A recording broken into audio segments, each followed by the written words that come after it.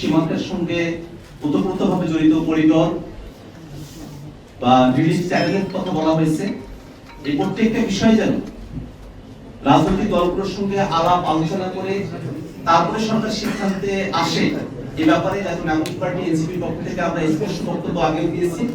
আজকে আমরা একই কথা ব্যক্ত করছি যে রিলিজ করিডোর হোক আর হিউম্যানিটেরিয়ান করিডোর হোক, যে সিদ্ধান্তের দিকেই সরকার অগ্রসর হতে চাক না কেন, সে ব্যাপারে যেন জনগণের মধ্যে এবং রাজনৈতিক দলগুলোর সাথে কোনো ধরনের ধোঁয়াশা না থাকে।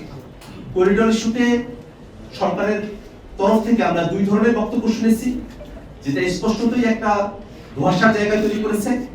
পরবর্তীতে সরকারের তরফ থেকে পরিষ্কার করা হয়েছে যে করিডোর নয়, সেখানে ত্রাণ আদান প্রদানের ব্যাপার হতে পারে।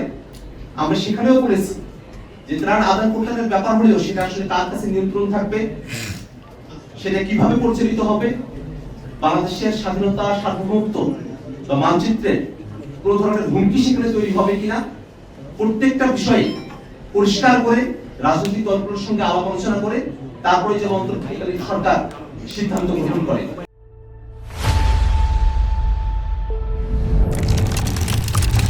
ডক্টর মোহাম্মদ ইউনূসের নেতৃত্বে যে অন্তর্বর্তীকালীন সরকার গঠিত হয়েছে, সে সরকার বিচার, সংস্কার, জুলাই ঘোষণাপত্র নিশ্চিত করার মধ্য দিয়ে নির্বাচনের দিকে অগ্রসর হবে, এটাই আমাদের প্রত্যাশা।